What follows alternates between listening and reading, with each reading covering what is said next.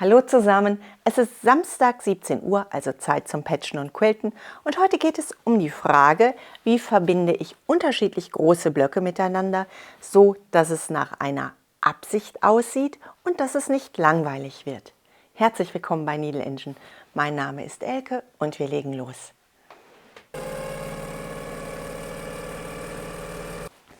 In der letzten Woche haben wir einen großen Windradblock gearbeitet.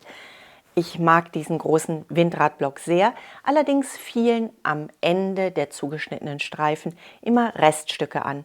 Diese Reststücke wollte ich mit in den Quilt einbinden und habe daraus eine zweite Windradblockgröße gearbeitet.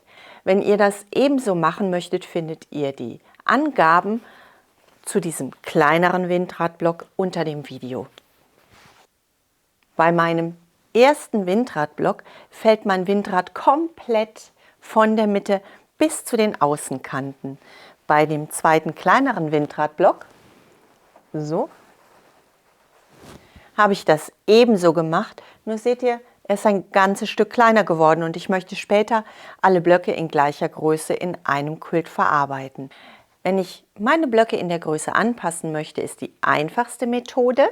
Ich setze einfach rund um mein kleines Patch einen Streifen Stoff, sodass ich am Ende die gleiche Größe bekomme.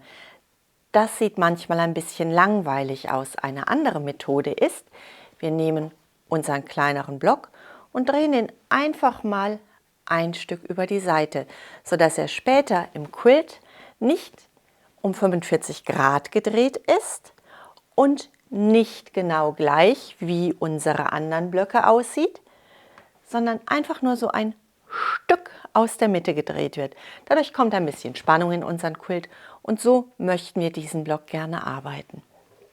Zunächst einmal richten wir unseren kleinen Block ganz genau auf unseren großen Block aus. Das ist gar kein Problem, denn wir haben unsere Nähte und wir schauen, dass unsere Nähte überall übereinstimmen. Ich finde, das würde auch schon einen schönen Block ergeben. Das Bild werde ich mir merken und überlegen, ob wir daraus nicht zu einem späteren Zeitpunkt noch einen weiteren Quilt arbeiten. Nun möchten wir aber erst einmal ausmessen, wie viel Stoff fehlt uns denn rundherum um unseren Quilt. Wir haben von unserem kleinen Block zum großen Block 8 cm Unterschied. Wir brauchen also rundherum 8 cm mehr. Wir möchten unseren Block aber nicht gerade einsetzen, sondern wir möchten ihn ein Stück drehen, nicht 45 Grad. Wir wollen nicht, dass das Ganze so lieb aussieht. Wir möchten es auch nicht gerade lassen, wir möchten es einfach nur ein Stück weiter drehen. Und jetzt sehen wir, dass sich unsere Mitten verschieben. Damit wir unsere Mitten halten, nehmen wir einmal eine Stecknadel und wir stecken die Nadel durch das Zentrum unseres kleinen Patches. Mit dem großen Patch verfahren wir genau gleich. Und wir kippen das Ganze einmal zurück. Jetzt können wir unser kleines Patch beliebig in neue Position setzen und über die Mitte drehen, wenn wir das Ganze dann über die Mitte ausrichten möchten. Ich möchte meinen Block in der Mitte ausrichten, denn später, wenn ich meine Blöcke zusammensetze, dann möchte ich, dass rund um meinen Block herum ein blauer Rand bleibt. Denn dieser blaue Rand hilft mir, dass ich beim Zusammensetzen meiner Blöcke nirgendwo Ecken habe, die ganz genau aufeinandertreffen müssen. Ich habe es dann viel einfacher und das Einfache möchten wir gerne mit in unseren Quilt retten. Aber wir wollen das trotzdem nicht langweilig werden lassen, also drehen wir jetzt einmal unser kleines Patch über dem großen und schauen, wie wir das Ganze denn ausrichten möchten. Wenn ich glaube, ich habe das gut ausgerichtet, messe ich einmal die höchste Stelle von meinem kleinen Patch bis zur Außenkante. Das sind bei mir 15 cm. Die tiefste Stelle meines neuen Stoffstückes möchte ich mit der Außenkante meines kleinen Patches ansetzen. Dann haben wir 36 cm.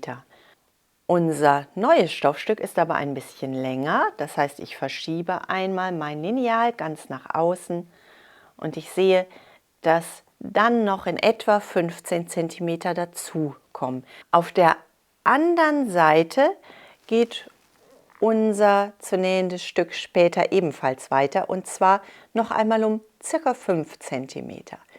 Wir runden das Ganze nach oben, damit wir später noch trimmen können. Das heißt also 60 cm mit einer Höhe von 15 cm. Wir möchten das Ganze aber nicht gerade anlegen, sondern schräg.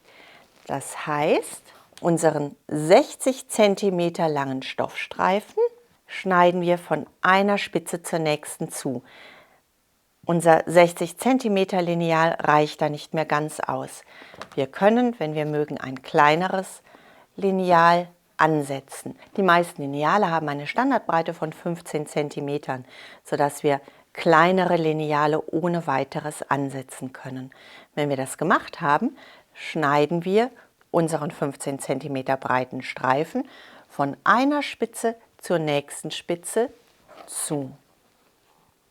Wir brauchen 2 Streifen. Wir schneiden das Ganze in der Mitte durch. Also haben wir bei 2 zugeschnittenen Streifen 4 Seitenteile für unseren kleinen Block.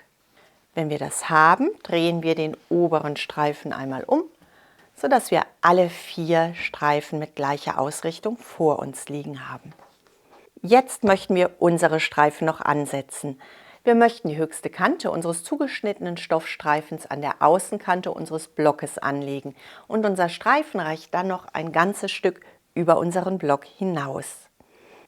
Unsere Stoffstreifen haben eine gerade laufende Kante und eine schräg verlaufende Kante. Und die gerade verlaufende Kante legen wir an unseren Block an und wir nehmen den ersten Streifen und schlagen ihn einmal über. Wir richten ihn aus zu beiden Außenkanten und wir möchten ihn jetzt aber gar nicht komplett annähen. Wir möchten ein Stück von unserer Naht offen lassen, denn dann haben wir es gleich viel einfacher, einmal rund um unser Quadrat zu nähen. Wir stecken unsere Außenkante einmal an. Unsere Nahtlinie, die rechten Seiten von unserem Stoff liegen aufeinander. Und wir nähen das Ganze ein Stück weit ab. Ich möchte meinen Streifen mit einer 1/4 Inch Naht annähen und ich möchte dabei mein Standardfüßchen an meiner Maschine angesetzt lassen. Damit das Ganze gut funktioniert, habe ich mir 3 Nahtlinien mit einem Inch Abstand vor meine Maschine gesetzt. Die mittlere Linie ist meine Naht und die äußeren beiden Linien sind meine Nahtzugaben. Ich lege meine Naht an der Nahtzugabenkante an, sodass meine Naht gleich genau mit einem 1/4 Inch verläuft. Wenn ihr ebenfalls mit dieser Vorlage arbeiten möchtet, ich verlinke euch die Vorlage unter dem Video. Und los geht's! Meine Stoffstreifen nähe ich mit einer Stichlänge von 1,5 bis 2 an. Ich verwende ein Standardgarn und ich habe eine 75er Universalnadel eingesetzt. Und hier beende ich meine Naht und ich sichere meine Naht mit ein paar Rückwärtsstichen.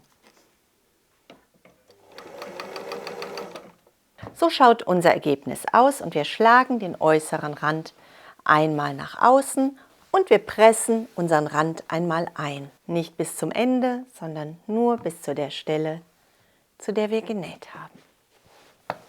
Als nächstes drehen wir unser Patch einmal zur Seite. Unsere verlängerte Seite liegt oben, unser angesetztes Stoffstück schaut zur rechten Seite. Wir nehmen den zweiten Streifen, setzen ihn wieder genau an der Außenkante des kleinen Patches an und dieses Mal können wir unseren Streifen über die gesamte Länge nähen. Und wir holen unser Patch unter der Maschine hervor. So, auch diese Seite schlagen wir zurück.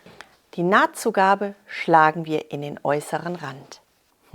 Hier können wir unseren Streifen über die gesamte Länge nach außen bügeln. Wir drehen unseren Block einmal im Uhrzeigersinn, nehmen den nächsten Stoffstreifen und diesen schlagen wir auf gleiche Weise über und nähen ihn erneut an. Wenn wir diese Seite nach außen geschlagen und gebügelt haben, drehen wir das Ganze ein letztes Mal im Uhrzeigersinn. Wir nehmen den letzten Stoffstreifen. Hier ist jetzt diese offene Ecke vom ersten Stoffstreifen.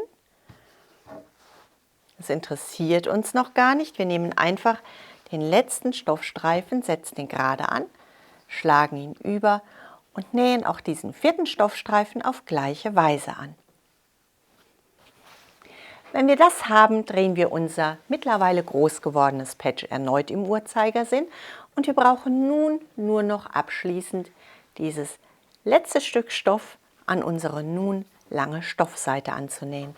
Das heißt, wir schlagen die halbfertige Naht einmal um und vollenden nun einfach nur das letzte Stück. Hier ist der Ansatz unserer Naht. Wir nehmen die Fäden zur Seite und fangen einen Zentimeter oder 2 vor Ende der Naht an. Wir richten unser Stoffstück erneut aus und wir nähen.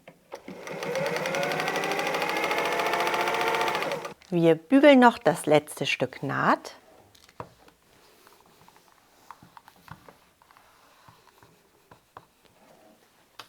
Und wir schneiden einmal unsere überstehenden Stoffreste ab.